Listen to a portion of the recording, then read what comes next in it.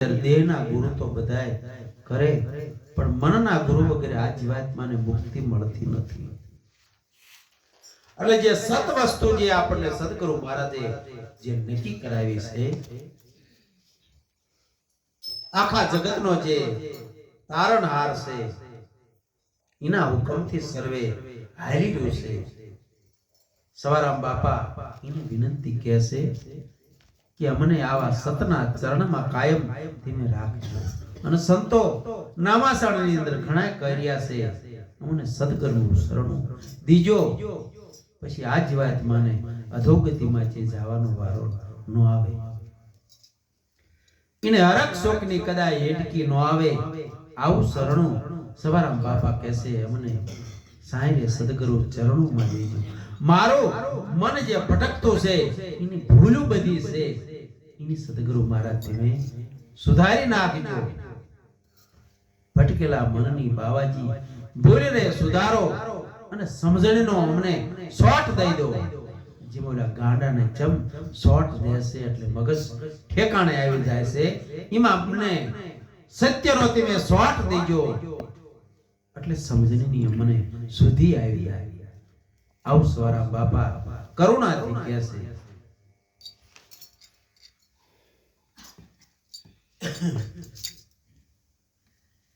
કાયાના દેવળ તો આ બધા કાચા છે કાચો, પણ આ જ્યાં તેલ છે ને ત્યાં બધો ખેલ છે. નકર પછી આ ભવા પછી ડૂબ ગઈ દુનિયા. પછી આપણા માટે શું વિશ્વ શું કે જગત શું કે શું કશું નથી. ભગવાને આપણને આવો સવયો અવતાર આપ્યો છે. સતના ચરણની અંદર કાયમ વાસ રહેવી, એવો વાસ કરો મારા દઈ દે એટલે તમને આવો સવયો અવતાર કાયમના માટે મળ્યા કરે, ભક્તનો બીજ બની જાય.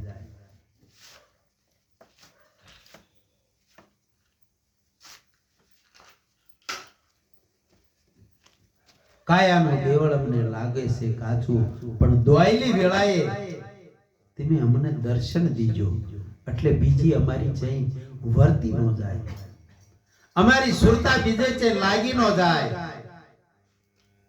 તી હાટો માણસ જ્યારે અંત ઘડી આવે ને તારે કહેશે કે ભાઈ રામનું નામ બોલો, બીજે ચઈ સુરતા રહે નહીં. જ્યાં જ્યાં નકર સુરતા અહીંયા કણ મુકામ આ જીવાત્માનું થાય છે, તો જીવ દશા પછી ભોગવવી પડે છે. એમ સત જો અંત ઘડી આપણે રહે ને તો પછી બીજી અવનીની અંદર છે જાઓ ન પડે. અંત ઘડી સુધારવા માટેના આ બધા આપણે ઉજાગરા જાગરણ કરી રહ્યા છીએ, દૂર દૂર જઈ અને ખરસ કરી રહ્યા છીએ. પણ જે આપણી અંત ઘડી સુધરી જાય તો કાયમ સતની અંદર આપણો વાસો થઈ જાય, તો આપણે આપણા મિત્ર બની જાવી, આપણે આપણા દુશ્મન તો ન બનવી. નકર આ જીવાત્માને અધોગતિમાં જાવું પડે તો પોતે આપણે પોતાના દુશ્મન છીએ.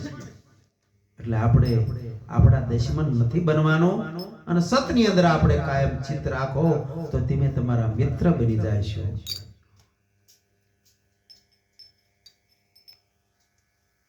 આવન અને જાવનની આ બહુ ગલીઓ બાકી છે.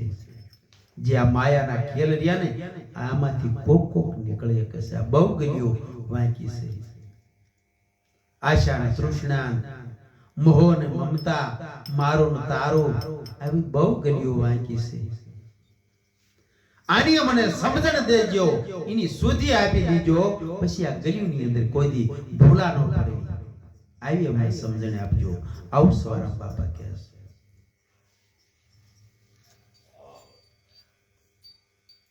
મરણ તિથિનો ધીમા કીધો કે બહુ મહિમા મોટો છે. જ્યારે આપણી તિથિ આવે ને મરણની, આનો મહિમા બહુ મોટો છે. આ ઈ ઘડી સુધરી જાય ને તો પછી આ જીવાત્માને 84 ની અંદર ન જવું પડે.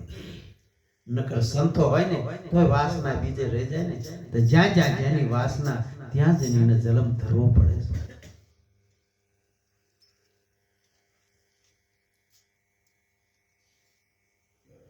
એ અવસર વેળાએ હે ગુરુ મહારાજ તમે અમારી સામો ઉભારી જો, હે ગુરુ મહારાજ, તમારા સત સિવાય બીજી વસ્તુ અમને કશું ભળાય જ નહીં. જગત આખાની અંદર આપણને એક સદગુરુ મહારાજે દ્રષ્ટિ આપી છે કે વિશ્વની અંદર, આખા વિશ્વની અંદર તમારી સિવાય બીજો કોઈ નથી, સત સિવાય બીજું કોઈ વસ્તુ નથી. આવો આપણને સદગુરુ મહારાજ શાન કરીને સમજાવે છે.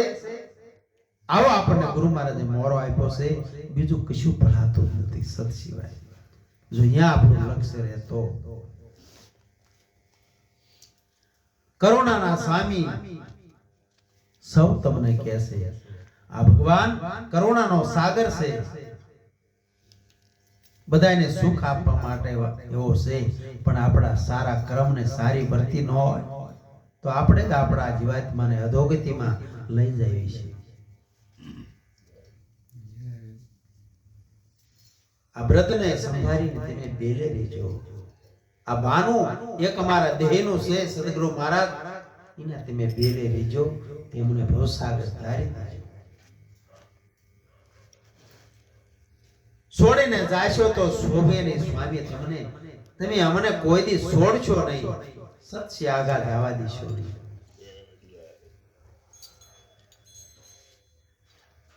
તો નવે ખંડમાં તમારો નેજો લાજી જાય છે. આપણો દેહ નવખંડ છે અને આ વિશ્વનો જે ખંડ રહ્યા એ નવખંડ છે.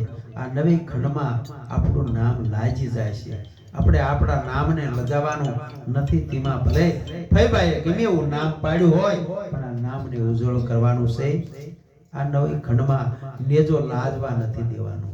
સદગુરુ મહારાજને આવી કરુણાથી સવારામ બાપા કહે છે, દાસરે સબો કે સર્વે બધી અમમાં ખામીઓ છે, પણ હે ગુરુ મહારાજ અમારા અવગુણ સામુ તમે ન જોઈશો, અવગુણ નો જોઈશો. અંતર્યામી એટલે પોતે પોતાના તમે અંતર્યામી છો. તમારી તમને બધી ખબર પડે છે કે મનની અંદર ખોટો ભાવ આવ્યો કે શુદ્ધ ભાવ આવ્યો, સતની ધારા માથે ચાલવી છે કે નથી ચાલતા, કે મારું મન આડોળું ભટકે છે.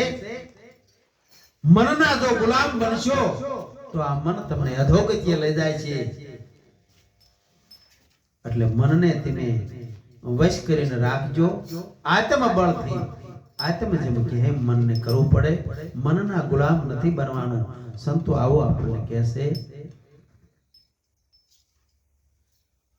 મનને વર્તીને બધીને તમારે સુધારવાની છે.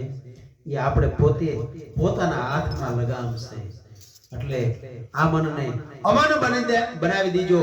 એટલે મન છે ને ઈ જ શુભો છે, જીવ છે ઈ જ શિવ છે. અજ્ઞાન દશા લાગે એને જીવ દશા કહેવાય, અજ્ઞાન લાગે એટલે મન કહેવાય. જો અજ્ઞાન મટી જાય તો મન છે એ શુભો છે, અને જીવની અંદર કશું એવો અવગુણ ન રહે તો એ જીવ છે એ જીવ છે. તેમાં ગંગા છે તેમાં કહેશે, જીવને ને શિવને થઈ જાય એકતા પછી કેવું રહ્યું નથી કાંઈ. દ્વાદશ પીધો જેને પ્રેમથી તે સમજી રહ્યો આ સોનીની અંદર જે ભગવાન વિસર્યા છે, સુરતા એની લાગી જાય છે. સદગુરુ મહારાજ